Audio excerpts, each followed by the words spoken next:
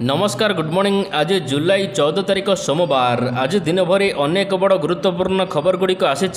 छात्री आत्महत्या उद्यम को नहीं आसला गुरुत्वपूर्ण सूचना। 18 तारिख में मिल किसान योजना टंका और सोमवार दिन स्कूल बंद रहा सहित क्रिकेट खबर पाणीपाग खबर रही। तेज आसतु आज सकाल आसी 20टी बड़ खबर उपर नजर पकाइबा। नंबर 1 आज ओडिशा आसुचंती राष्ट्रपति। आज एम्स भुवनेश्वर पंचम समावर्तन उत्सव। यही समावर्तन उत्सव मुख्य अतिथि भाव में जोग देवाक राष्ट्रपति द्रौपदी मुर्मू आज ओडिशा आसुचंती। तेबे कार्यक्रम में राष्ट्रपति अभिभाषण रखिबा सहित मोट 643 जन छात्र छात्री को डिग्री सर्टिफिकेट प्रदान करेंगे।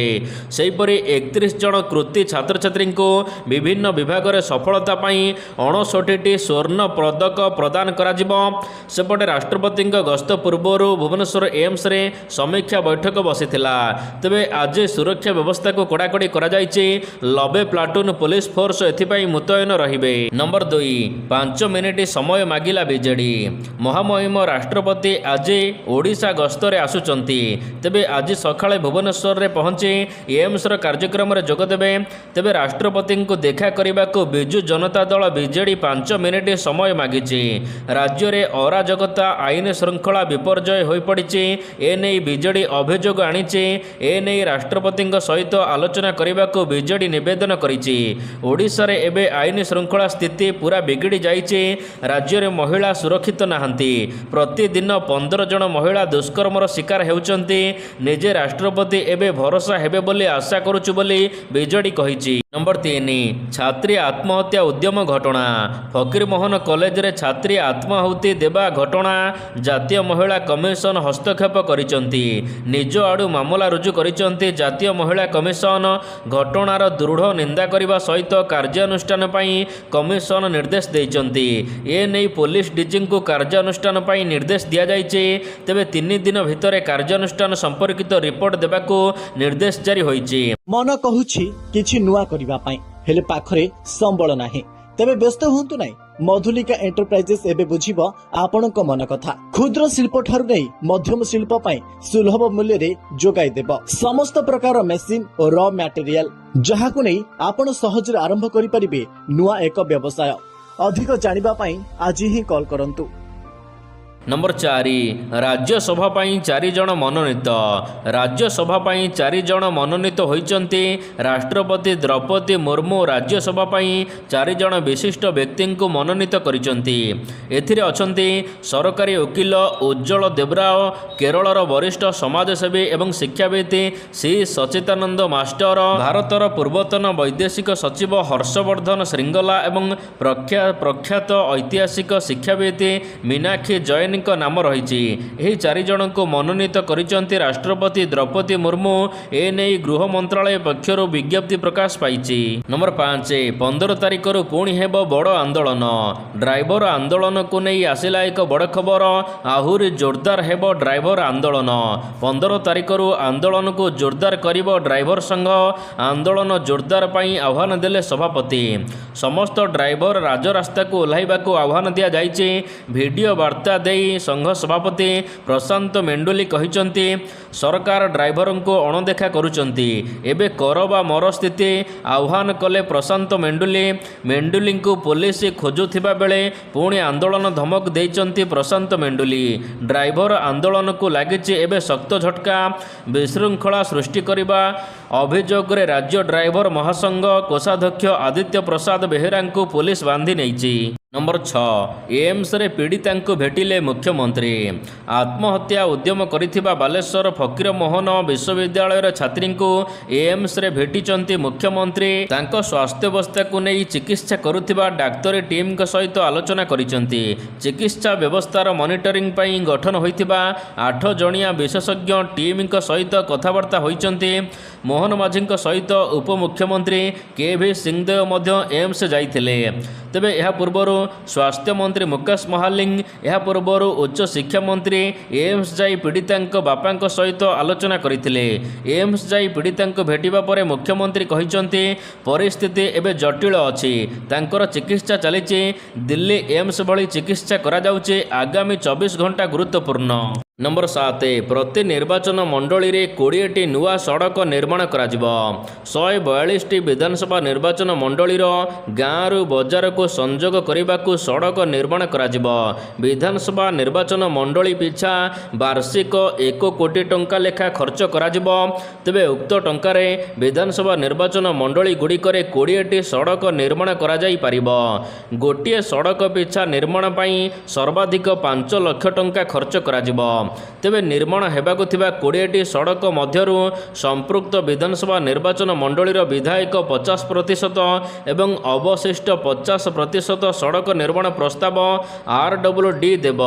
ରାଜ୍ୟ ସରକାରଙ୍କର ଗ୍ରାମ୍ୟ ଉନ୍ନୟନ ବିଭାଗ ଅଧୀନରେ ବିଧାନସଭା ନିର୍ବାଚନ ମଣ୍ଡଳୀ ଅନୁସାରେ ଅନୁମୋଦନ ଯୋଜନା ଅଣାଯାଇଛି। ନମ୍ବର 8 ରାଜ୍ୟପାଳଙ୍କ ହସ୍ତକ୍ଷେପ ଦାବି କଲେ ନବୀନ।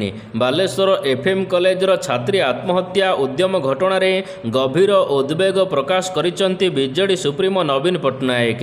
ସମ୍ପୃକ୍ତ ଛାତ୍ରୀଙ୍କ ଆଶୁ ଆରୋଗ୍ୟ କାମନା କରିବା ସହିତ ଏହି ଘଟଣାରେ ସେ ରାଜ୍ୟପାଳଙ୍କ ହସ୍ତକ୍ଷେପ ଦାବି କରିଛନ୍ତି। ନବୀନ ପଟ୍ଟନାୟକ ସୋସିଆଲ ମିଡ଼ିଆରେ ପୋଷ୍ଟ କରି କହିଛନ୍ତି, କଲେଜରେ ଜଣେ ଅଧ୍ୟାପକଙ୍କ ଦ୍ୱାରା ଶାରୀରିକ ଦୁର୍ବ୍ୟବହାରର ଶିକାର ହୋଇଥିଲେ। ଏ ସମ୍ପର୍କରେ ସେ କଲେଜ କର୍ତ୍ତୃପକ୍ଷଙ୍କୁ ଅବଗତ କରିବା ସତ୍ତ୍ୱେ ତାଙ୍କୁ ନ୍ୟାୟ ମିଳିନଥିଲା। ନମ୍ବର 9 ପୁଣି ଆସୁଛି ଯୋଡ଼ା ଲଘୁଚାପ। ଯୋଡ଼ା ଲଘୁଚାପ ଆସିବାର ସମ୍ଭାବନା ରହିଛି। ଆଗାମୀ 24 ଘଣ୍ଟା ମଧ୍ୟରେ ଉତ୍ତର ପଶ୍ଚିମ ମଧ୍ୟପ୍ରଦେଶ ଏବଂ ତାହାର ପାର୍ଶ୍ୱବର୍ତ୍ତୀ ଅଞ୍ଚଳରେ ଏକ ଲଘୁଚାପ କ୍ଷେତ୍ର ସୃଷ୍ଟି ହେବାର ସମ୍ଭାବନା ରହିଛି। ସେହିପରି 17 ତାରିଖ ବେଳକୁ ଉତ୍ତର ପଶ୍ଚିମ ବଙ୍ଗୋପସାଗରର ପାର୍ଶ୍ୱବର୍ତ୍ତୀ ପଶ୍ଚିମ ଏବଂ ଓଡ଼ିଶା ଉପକୂଳରେ ଆଉ ଏକ ଲଘୁଚାପ ସୃଷ୍ଟି ହେବାର ସମ୍ଭାବନା ରହିଛି। ତେବେ ଏହାର ପ୍ରଭାବରେ ରାଜ୍ୟର ବିଭିନ୍ନ ସ୍ଥାନରେ ପ୍ରବଳରୁ ଅତି ପ୍ରବଳ ବର୍ଷା ନେଇ ଆକଳନ କରିଛି ପାଣିପାଗ ବିଭାଗ। ଅନ୍ୟପଟେ 24 ଘଣ୍ଟା ମଧ୍ୟରେ ରାଜ୍ୟର ଅନେକ ଜିଲ୍ଲାକୁ ଆଲର୍ଟ ଜାରି କରାଯାଇଛି। ସେହିପରି ଆଜି ପାଇଁ ସୁନ୍ଦରଗଡ଼, କେନ୍ଦୁଝର, ମୟୂରଭଞ୍ଜ ଜିଲ୍ଲାରେ ପ୍ରବଳ ବର୍ଷା ନେଇ ଆଲର୍ଟ ଜାରି କରାଯାଇଛି। ଅନ୍ୟପଟେ ଝାରସୁଗୁଡ଼ା, ସମ୍ବଲପୁର, ବରଗଡ଼, କେନ୍ଦୁଝର, ମୟୂରଭଞ୍ଜ ଜିଲ୍ଲାକୁ ଅରେଞ୍ଜ ୱାର୍ଣ୍ଣିଂ ଜାରି କରାଯାଇଛି। ନମ୍ବର 10 ଆଜି ଶ୍ରାବଣ ପ୍ରଥମ ସୋମବାର। ଆଜି ଶ୍ରାବଣ ପ୍ରଥମ ସୋମବାର ପାଇଁ ଅନେକ ଶୈବପୀଠରେ ଭକ୍ତମାନଙ୍କର ଭିଡ଼ ଛୁଟିଛି। ପାଣି ଭାର ନେଇ ଭକ୍ତମାନେ ସମସ୍ତ ଶୈବପୀଠରେ ଆଜି ଜଳାଭିଷେକ କରିବାକୁ ଭିଡ଼ ଜମାଇଛନ୍ତି। ପୁରୀର ଶ୍ରୀ ଲୋକନାଥ ମନ୍ଦିର ପରିଚାଳନା କମିଟି ପକ୍ଷରୁ କୁହାଯାଇଛି କି ଗତ ବର୍ଷ 88,000 ବୋଲବମ୍ ଭକ୍ତ ପାଣି ଢାଳିଥିଲେ। ତେବେ ଏଥର ଚାରିପାଳିରେ ସଂଖ୍ୟା ଆହୁରି ବଢ଼ି 1 ଲକ୍ଷ ଟପିପାରେ। ଏନେଇ ଭକ୍ତଙ୍କ ପ୍ରବେଶ ଏବଂ ପ୍ରସ୍ଥାନ ପାଇଁ ବ୍ୟାରିକେଡ୍, ଭକ୍ତମାନଙ୍କ ପାଇଁ ସମସ୍ତ ବନ୍ଦୋବସ୍ତ କରାଯାଉଛି। ବିଶ୍ରାମ ପାଇଁ ଘର, ଆଶୁ ଚିକିତ୍ସା କେନ୍ଦ୍ର, ଆମ୍ବୁଲାନ୍ସ ବ୍ୟବସ୍ଥା କରାଯାଇଛି। ନମ୍ବର 11 ଏମ୍ସ ଡାକ୍ତରଙ୍କ ଗୁରୁତ୍ୱପୂର୍ଣ୍ଣ ସୂଚନା। ବାଲେଶ୍ୱର ଫକୀରମୋହନ ବିଶ୍ୱବିଦ୍ୟାଳୟରେ ଛାତ୍ରୀ ଆତ୍ମହତ୍ୟା ଉଦ୍ୟମ ଘଟଣା। ଗୁରୁତର ଛାତ୍ରୀଙ୍କୁ ଏବେ ଏମ୍ସରେ ଚିକିତ୍ସା କରାଯାଉଛି। ତାଙ୍କ ଶରୀରରେ 95% ପୋଡ଼ିଯାଇଥିବାରୁ ତାଙ୍କୁ ଏବେ ICUରେ ଭର୍ତ୍ତି କରାଯାଇଛି। ତାଙ୍କୁ ଚିକିତ୍ସା ଦେବାକୁ ସ୍ୱତନ୍ତ୍ର ଡାକ୍ତରୀ ଦଳ ମଧ୍ୟ ଗଠନ କରାଯାଇଛି। ତେବେ ଏନେଇ ଏମ୍ସ ନିର୍ଦ୍ଦେଶକ ଡାକ୍ତର ଆଶୁତୋଷ ବିଶ୍ୱାସ କହିଛନ୍ତି କି ଛାତ୍ରୀଙ୍କୁ ଏବେ ICUର ଭେଣ୍ଟିଲେଟରରେ ରଖାଯାଇଛି। ଛାତ୍ରୀଙ୍କର ସ୍ୱାସ୍ଥ୍ୟାବସ୍ଥା ଅଧିକ ଗମ୍ଭୀର ଅଛି। ତେବେ ଇଣ୍ଟରନାଲ ଆଘାତ ରହିଛି। ତାଙ୍କ କିଡନୀ ମଧ୍ୟ ପ୍ରଭାବିତ ହୋଇଛି। ଆଗାମୀ 48 ଘଣ୍ଟା ଅତ୍ୟନ୍ତ ଗୁରୁତ୍ୱପୂର୍ଣ୍ଣ ଅଟେ। ଏଥିପାଇଁ 7ରୁ 8 ଜଣ ଡାକ୍ତରୀ ଟିମ୍ ତାଙ୍କର ଚିକିତ୍ସା କରୁଛନ୍ତି। ନମ୍ବର 12 ଖୁବ୍ ଶୀଘ୍ର ବଦଳିବ ମନ୍ତ୍ରିମଣ୍ଡଳ। ଖୁବ୍ ଶୀଘ୍ର ମୋହନଙ୍କର କ୍ୟାବିନେଟ୍ ସମ୍ପ୍ରସାରଣକୁ ନେଇ ଖବର ଆସୁଥିବା ବେଳେ ଏହି ମନ୍ତ୍ରିମଣ୍ଡଳରେ କିଏ ସ୍ଥାନ ପାଇବ ଆଉ କେଉଁ ନେତା ମନ୍ତ୍ରିମଣ୍ଡଳରୁ ବାଦ ପଡ଼ିବେ, ଏହାକୁ ନେଇ ଆରମ୍ଭ ହୋଇଛି ଚର୍ଚ୍ଚା। ଖାଲି ସେତିକି ନୁହେଁ, ଚର୍ଚ୍ଚା ଏହା ମଧ୍ୟ ହେଉଛି ଯେ ଏଥର ମନ୍ତ୍ରିମଣ୍ଡଳ ଗଠନ ବେଳେ ଏକାଧିକ ସମୀକରଣକୁ ଆଖିଆଗରେ ରଖାଯାଇପାରେ। ବିଶେଷ ସୂତ୍ରରୁ ମିଳିଥିବା ସୂଚନା ମୁତାବକ ଏଥର ମୋହନ କ୍ୟାବିନେଟ୍ରେ ପ୍ରତି ସଂସଦୀୟ କ୍ଷେତ୍ରରେ ଜଣେ ଲେଖାଏଁ ନେତାଙ୍କୁ ମନ୍ତ୍ରୀ ପଦ ମିଳିପାରେ। ଆପଣମାନେ ସମସ୍ତେ ଜାଣିଥିବେ ଆମ ରାଜ୍ୟରେ 21ଟି ଲୋକସଭା ସଂସଦୀୟ କ୍ଷେତ୍ର ରହିଛି। ତେଣୁ ପ୍ରତି ସଂସଦୀୟ କ୍ଷେତ୍ର ଅର୍ଥାତ୍ 21ଟି ସଂସଦୀୟ କ୍ଷେତ୍ର ପାଇଁ 21 ମନ୍ତ୍ରୀ ଆସିପାରନ୍ତି। ନମ୍ବର 13 ଓଡ଼ିଶା ସରକାରଙ୍କୁ ମମତା ବାନାର୍ଜୀଙ୍କ ସମାଲୋଚନା। ବାଲେଶ୍ୱର ଜିଲ୍ଲା ଫକୀରମୋହନ କଲେଜର ଛାତ୍ରୀ ଆତ୍ମହତ୍ୟା ଉଦ୍ୟମ କରିବା ଘଟଣା ଏବେ ସାରା ରାଜ୍ୟରେ ଆଲୋଡ଼ନ ସୃଷ୍ଟି କରିଛି। ତେବେ ଏହି ଘଟଣାକୁ ନେଇ ରାଜନୈତିକ ଝଡ଼ ସୃଷ୍ଟି ହୋଇଛି। ତୃଣମୂଳ କଂଗ୍ରେସ TMC ଭାଜପା ସରକାରଙ୍କୁ ତୀବ୍ର ସମାଲୋଚନା କରି X ହ୍ୟାଣ୍ଡେଲରେ ଲେଖିଛି, ଭାଜପା ଶାସନରେ ଦିନ ବଦଳୁଛି କିନ୍ତୁ ଅପରାଧ କୌଣସି ପରିବର୍ତ୍ତନ ହେଉନି। ବାଲେଶ୍ୱରରେ ଜଣେ ଛାତ୍ରୀ ଯୌନ ଯୌନ ନିର୍ଯାତନା ଯୋଗୁଁ ଦେହରେ ନିଆଁ ଲଗାଇ ଦେଇଛନ୍ତି। ମୁଖ୍ୟମନ୍ତ୍ରୀ ମୋହନ ଚରଣ ମାଝୀଙ୍କ ନୀରବତା ଏବଂ ପ୍ରଧାନମନ୍ତ୍ରୀ ମୋଦିଙ୍କୁ ନିନ୍ଦା ନ କରିବା ଦର୍ଶାଉଛି ବେଟି ବଚାଓ ବେଟି ପଢ଼ାଓ ଏକ ପ୍ରହସନ। ନମ୍ବର 14 ଓଡ଼ିଶାରେ ପ୍ରଥମ ଥର ଜଣେ ମହିଳା ବନିଲେ ସରକାରୀ ଗାଡ଼ି ଡ୍ରାଇଭର। ରାଜ୍ୟରେ ପ୍ରଥମ ଥର ପାଇଁ ସରକାରୀ ସ୍ତରରେ ଜଣେ ମହିଳା ସରକାରୀ ଗାଡ଼ି ଡ୍ରାଇଭର ବନି ଇତିହାସ ରଚିଛନ୍ତି। ପରିବହନ ପ୍ରମୁଖ ସଚିବ ଶ୍ରୀମତୀ ଉଷା ପାଢ଼ୀଙ୍କ ସରକାରୀ ଗାଡ଼ି ଚଲାଇଥିବା ଓଡ଼ିଶାର ପ୍ରଥମ ମହିଳା ଡ୍ରାଇଭର ବନିଛନ୍ତି ସନ୍ଧ୍ୟାରାଣୀ ମାଝୀ। ସରକାରୀ ଭାବରେ ଡ୍ରାଇଭର ପଦବୀ ଲାଗି କେବଳ ପୁରୁଷମାନେ ହିଁ ନିଯୁକ୍ତି ପାଇଥାନ୍ତି। ବେସରକାରୀ ସ୍ତରରେ ଅଟୋ କିମ୍ବା ଅନ୍ୟାନ୍ୟ ବ୍ୟକ୍ତିଗତ ଗାଡ଼ିରେ ମହିଳାମାନେ ଡ୍ରାଇଭିଂ କରୁଥିବା ବେଳେ ସରକାରୀ ସ୍ତରରେ ଏବେ ଓଡ଼ିଶାରେ ପ୍ରଥମ ଥର ପାଇଁ ମହିଳା ଗାଡ଼ି ଚଲାଇବେ। କିନ୍ତୁ ପ୍ରଥମ ମହିଳା ଡ୍ରାଇଭର ଭାବରେ ମୟୂରଭଞ୍ଜର ସନ୍ଧ୍ୟାରାଣୀ ମାଝୀ ନିଜ ନାଁ ଦରଜ କରି ନେଇଛନ୍ତି। ବରିଷ୍ଠ ଆଇଏଏସ୍ ଅଫିସର ତଥା ଗୃହ ନିର୍ମାଣ ଏବଂ ନଗର ଉନ୍ନୟନ ବିଭାଗର ପ୍ରମୁଖ ସଚିବ ଉଷା ପାଢ଼ୀଙ୍କର ସରକାରୀ ଗାଡ଼ି ଡ୍ରାଇଭର ସାଜିଛନ୍ତି ସନ୍ଧ୍ୟାରାଣୀ ମାଝୀ। ନମ୍ବର 15 ଏଣିକି ସବୁ ସୋମବାର ଦିନ ବନ୍ଦ ରହିବ ସ୍କୁଲ। 2025 ଶ୍ରାବଣ ମାସ ଆଜିଠାରୁ ଆରମ୍ଭ ହୋଇଛି ଅଗଷ୍ଟ 19 ତାରିଖ ପର୍ଯ୍ୟନ୍ତ ଚାଲିବ। ତେବେ ଉତ୍ତରପ୍ରଦେଶର ସମସ୍ତ ସହରରେ ଜିଲ୍ଲା ପ୍ରଶାସନ ତରଫରୁ ଟ୍ରାଫିକ୍ ଏବଂ ଭିଡ଼କୁ ନିୟନ୍ତ୍ରଣ କରିବାକୁ 6ଠ ଶ୍ରେଣୀରୁ ଦ୍ୱାଦଶ ଶ୍ରେଣୀ ପର୍ଯ୍ୟନ୍ତ ସ୍କୁଲଗୁଡ଼ିକୁ ସୋମବାର ଦିନ ବନ୍ଦ ରଖିବାକୁ ନିର୍ଦ୍ଦେଶ ଜାରି ହୋଇଛି। କିଛି ଜିଲ୍ଲାରେ ଶନିବାର ଠାରୁ ଛୁଟି ଲାଗୁ କରାଯାଉଛି। ଅନ୍ୟପଟରେ ମଧ୍ୟପ୍ରଦେଶରେ ମଧ୍ୟ ସମାନ ନିୟମ ଲାଗୁ କରାଯାଇଛି। ମଧ୍ୟପ୍ରଦେଶରେ ମଧ୍ୟ ସ୍କୁଲ କଲେଜ ବନ୍ଦ ରହିବ। ଛାତ୍ରଛାତ୍ରୀମାନେ ସୋମବାର ଦିନ କ୍ଲାସ୍ କରିବେ ନାହିଁ। ତେବେ କହି ରଖୁଛୁ ଏହି ନିୟମ କେବଳ ଉତ୍ତରପ୍ରଦେଶ ଏବଂ ମଧ୍ୟପ୍ରଦେଶ ରାଜ୍ୟରେ ଲାଗୁ କରାଯାଇଛି। ଓଡ଼ିଶାରେ ଏହା ଲାଗୁ କରାଯାଇ ନାହିଁ। ନମ୍ବର 16 25 ତାରିଖ ପର୍ଯ୍ୟନ୍ତ ବନ୍ଦ ରହିବ ମଦ ଏବଂ ମାଂସ ଦୋକାନ। ରାଜ୍ୟ ସରକାରଙ୍କ ବଡ଼ ନିଷ୍ପତ୍ତି। ବର୍ତ୍ତମାନ ଶ୍ରାବଣ ମାସ ଆରମ୍ଭ ହୋଇସାରିଛି। ସାରା ଦେଶରେ କାଉଡ଼ିଆମାନେ ଗଙ୍ଗା ନଦୀରୁ ଜଳ ନେଇ କାଉଡ଼ି ଯାତ୍ରା କରୁଛନ୍ତି।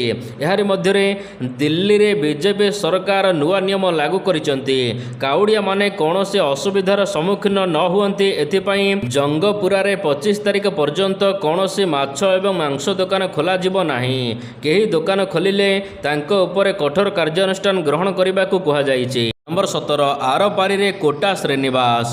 ତେଲୁଗୁ ସିନେମା ଜଗତରେ ନିଜର ଅଭିନୟ ପାଇଁ ପ୍ରସିଦ୍ଧି ଏବଂ ପୂର୍ବତନ ବିଜେପି ବିଧାୟକ କୋଟା ଶ୍ରୀନିବାସ ରାଓଙ୍କର 83 ବର୍ଷ ବୟସରେ ଗତକାଲି ଦେହାନ୍ତ ହୋଇଛି। ଗତକାଲି ସକାଳେ ହାଇଦ୍ରାବାଦର ଫିଲ୍ମ ନଗରସ୍ଥିତ ନିଜ ବାସଭବନରେ ସେ ଶେଷ ନିଶ୍ୱାସ ତ୍ୟାଗ କରିଥିଲେ। କିଛି ଦିନ ଧରି ସେ ବୟସଜନିତ ରୋଗରେ ପୀଡ଼ିତ ଥିଲେ। ନମ୍ବର 18 ତାରିଖରେ ମିଳିବ ପିଏମ୍ କିଷାନ ଯୋଜନା ଟଙ୍କା। ଅନ୍ୟପଟେ କେଉଁମାନଙ୍କୁ ମିଳିବ ନାହିଁ ଜାଣନ୍ତୁ। ଦେଶର କୋଟି କୋଟି ଚାଷୀମାନେ ଏବେ ଅପେକ୍ଷା କରିଛନ୍ତି କିଷାନ ସମ୍ମାନ ନିଧି ଯୋଜନା ବା ପିଏମ୍ କିଷାନ ଯୋଜନାର 20ତମ କିସ୍ତିକୁ।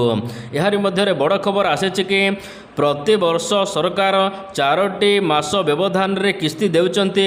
ଏବେ ପୁଣି ଥରେ 20ତମ କିସ୍ତି ମିଳିବାକୁ ଯାଉଛି ଜୁଲାଇ 18 ତାରିଖରେ। ପ୍ରଧାନମନ୍ତ୍ରୀ ନରେନ୍ଦ୍ର ମୋଦି ବିହାରର ମୋତିହାରିରେ ଏକ ସମାବେଶକୁ ଉଦ୍ବୋଧନ ଦେବେ ଏବଂ କିସ୍ତି ଟଙ୍କା 20ତମ କିସ୍ତି ଟଙ୍କା ଚାଷୀମାନଙ୍କୁ ପ୍ରେରଣ କରିବେ। ତେବେ ଯେଉଁ ଚାଷୀମାନେ ନିୟମିତ ବ୍ୟବଧାନରେ ମିଳିବାକୁ ଥିବା ଟଙ୍କା ପାଇଁ ଆପଣ KYC ଅପଡେଟ୍ କରିନାହାନ୍ତି ନଚେତ ମୋବାଇଲ ନମ୍ବରକୁ ଅପଡେଟ୍ କରିନାହାନ୍ତି ତେବେ ସେମାନଙ୍କୁ ବିଳମ୍ବରେ ମିଳିପାରେ ଟଙ୍କା। ନମ୍ବର 19 ଯାତ୍ରୀଙ୍କ ସୁରକ୍ଷା ପାଇଁ ରେଳବାଇର ବଡ଼ ନିଷ୍ପତ୍ତି।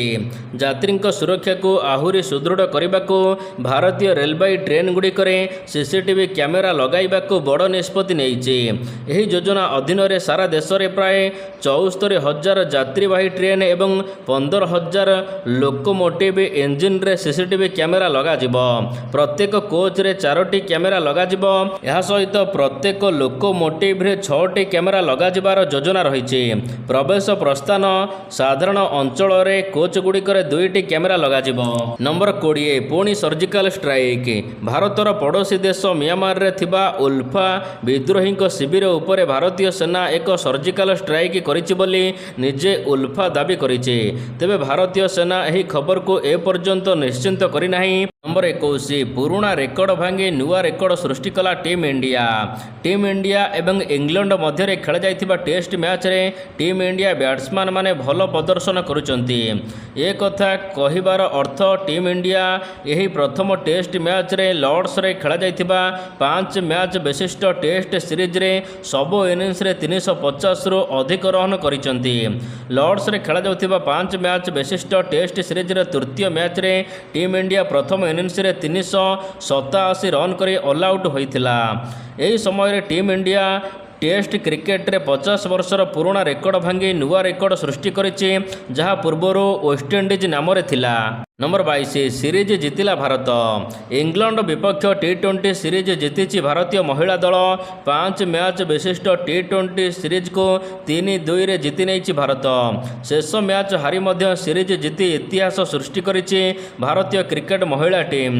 शेष टी20 मैच रे 5 विकेट रे परास्त होइछि भारत।